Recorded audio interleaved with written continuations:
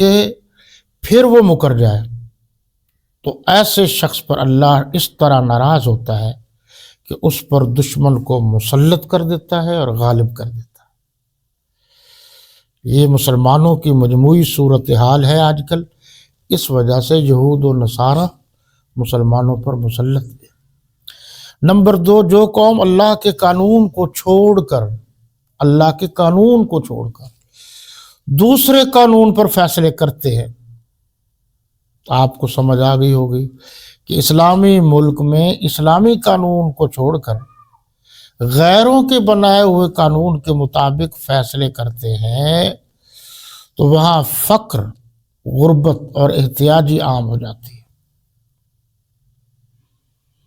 آپ اپنے آنکھوں سے دیکھ رہے ہیں کہ ہمارے ملک میں، ملک ہمارا ہے، اسلامی جمہوریہ پاکستان ہے، فیصلے ان کے مطابق ہو رہے ہیں، اور قرآن نے کہا ہے وَمَن لَّمْ يَحْكُم بِمَا أَنزَلَ اللَّهُ فَأُولَٰئِكَ هُمُ الظَّالِمُونَ۔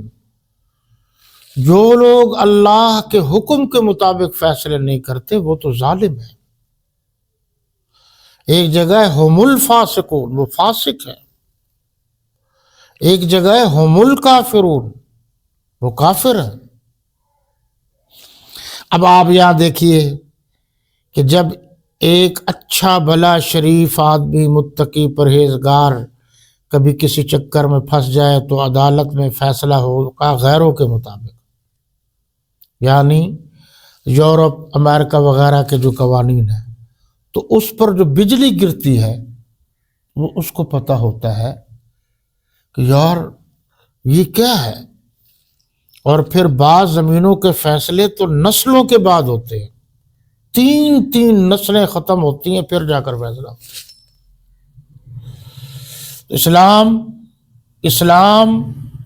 اسلام انصاف مہیا کرتا ہے، سب کو کرتا ہے، آسان کرتا ہے اور فری کرتا ہے۔ یہ تھوڑا سا آپ پیچھے جائیں، حضرت عمر فاروق رضی اللہ تعالیٰ عنہ کی عدالت و انصاف، جس کو آج بھی غیر مسلم تسلیم کرتے ہیں، غیر مسلم۔ آپ دیکھیے کہ اس وقت کتنا خرچہ آتا تھا، اگر کسی کو سائل کو ضرورت پیش آتی تھی تو خرچہ کتنا آتا تھا اس کا عدالت میں۔ اس وقت کے جو قاضی تھے وہ کرتے کیا تھے؟ وہ قاضی القضات تھے۔ میں پڑھ رہا تھا کہ حضرت علی رضی اللہ تعالی عنہ ایک سلسلے میں پیش ہوئے، قاضی القضات کہا جاتا تھا، چیف جسٹس۔ تو حضرت علی رضی اللہ تعالی عنہ کو قاضی نے احتراماً بلایا، تو حضرت علی رضی اللہ تعالی عنہ ناراض ہوئے کہ قاضی صاحب آپ نے مجھے ابو تراب کہہ کر بلایا ہے، اور آپ کو پتہ ہوگا کہ ابو تراب کا جو لفظ ہے، ابو باپ تراب مٹی، یہ اس وقت اللہ کے نبی صلی اللہ علیہ وسلم نے پیار سے فرمایا تھا جب حضرت علی رضی اللہ تعالی عنہ اپنے گھر، اپنی اہلیہ سے کسی معمولی سی بات پر ناراض ہو کر چلے گئے اور جا کر خانہ کعبہ میں لیٹ گئے۔ رسالت پناہ صلی اللہ علیہ وسلم کو سیدہ فاطمۃ الزہرا رضی اللہ تعالی عنہا نے بتایا، وہ پیچھے تشریف لائے تو آپ نے محبت میں ان سے کہا قم یا ابو تراب۔ اسی دن سے ان کی کنیت پڑ گئی۔ تو جو ابو تراب کا لفظ ہے یہ اس سے ہے۔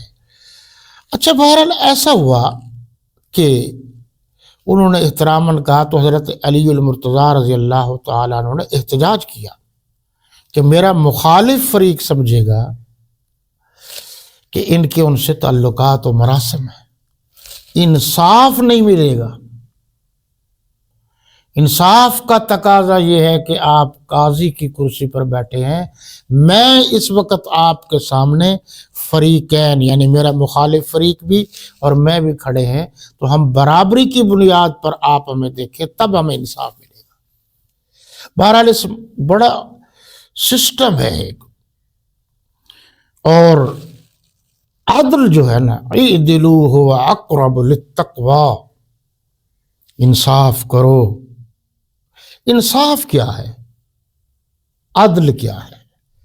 وہ سادہ سے لفظوں میں پہلے دور میں جو ترازو ہوتا تھا اس کے دو پلڑے ہوتے تھے، دونوں پلڑے برابر ہو جائیں تو یہ عدل ہے. یہ آپ نے عدالتوں میں دیکھا بھی ہوگا کہ وہ ترازو بھی ہے اور نیچے لکھا ہوا بھی ہوتا ہے. اسلام کا مین نظام، مین مقصد عدل ہے. آج آپ بالکل ٹھنڈے دل سے غور کیجئے کہ خلفائے راشدین کے دور میں کسی تاریخ میں آپ کو یہ حوالہ نہیں ملے گا کہ جناب حضرت عمر رضی اللہ تعالی عنہ یا حضرت عثمان یا حضرت علی المرتضیٰ یا حضرت فاروق اعظم رضوان اللہ تعالی علیہ مجمعین، حضرت ابوبکر صدیق رضوان اللہ تعالی علیہ مجمعین، یہ تو جناب شام کو کڑھائی گوشت کھا کر سوئے ہیں اور ہم ان کے جو ہے نا بھوکے سوئے ہیں. برابری تھی، کبھی نا انصافی نہیں کی. بس یہی سمجھنے کی باتیں ہیں، کسی کی زمین پر قبضہ کیا ہو، کسی کے ادارے پہ قبضہ کیا ہو، کسی کے گھر پہ قبضہ کیا ہو، کسی پر ظلم کیا ہو، بتائے کوئی. اب آپ جب دیکھیں گے کہ نہیں ہے حقیقت میں، تو جو پورے نبی کی امت کے ساتھ نا انصافی نہیں کرتے وہ خلافت پر بھی نا انصافی نہیں کرتے. کیسے ہو سکتا ہے کہ حضرت عمر، وقت نہیں ہے، حضرت عمر رضی اللہ تعالی عنہ نے فرمایا کہ میرے بچوں کو یہ چیز ضرورت ہے، آپ ذرا میری اس گارنٹی پر دے دیں کہ اگلے مہینے میں وہ پیسے وغیرہ جو ہے پیمنٹ ادا کر دوں گا. تو وہ بھی تو تربیت یافتہ تھا، انہوں نے کہا ٹھیک ہے آپ لکھ دیں کہ میں اگلے مہینے تک زندہ رہوں گا. ورنہ بیت المال سے چیز اس طرح نہیں ملتی، پہلے جو ہے اس کی آپ ادائیگی کریں پھر مال ملے گا. جب اس طرح کے منصف مزاج لوگ تھے تو تب عدل بولتا تھا. یہ غیر مسلموں نے فاروق اعظم رضی اللہ تعالی عنہ کی شخصیت سے متاثر ہو کر یہ نہیں کہا، اندرا گاندھی نے کہا تھا، گاندھی بلکہ اندرا سے نہیں گاندھی نے کہا تھا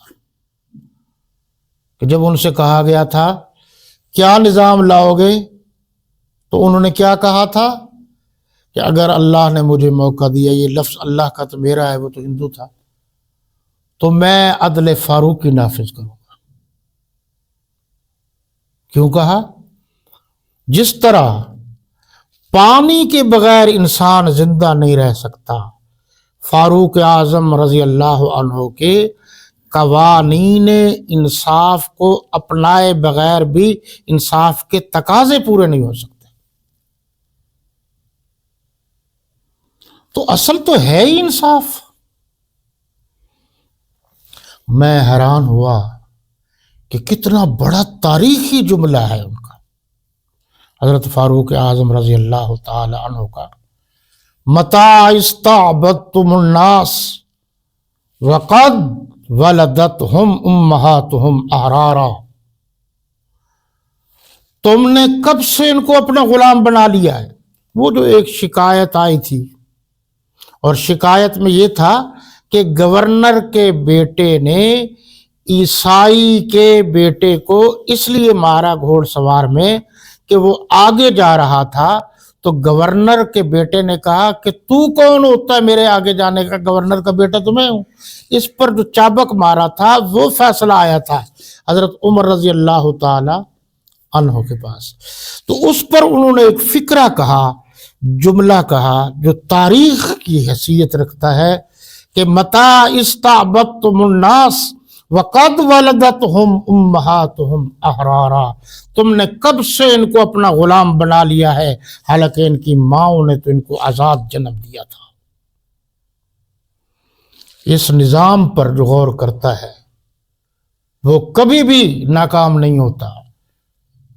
میں حیران ہوں کہ شکایت آئی اور پکڑ لیا حضرت فاروق اعظم رضی اللہ تعالیٰ عنہ نے، اور جھاڑ کر پوچھا کہ تم نے چادر کیوں لٹکائی ہوئی ہے، چل رہے ہو؟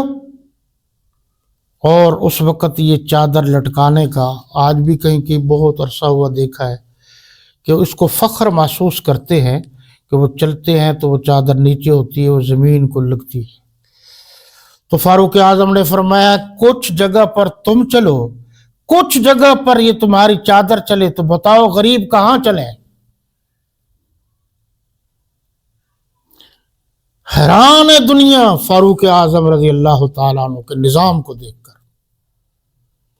اگر جیتا جاگتا اسلام نظر آتا ہے تو فاروق اعظم رضی اللہ عنہ کے دور میں نظر آتا ہے۔ یہ باتیں تو بہت ساری ہیں، چلو بات آ گئی ہے اور رمضان شریف بھی ہے، تو یہ آپ اچھی طرح سن لیجئے کہ ہمارے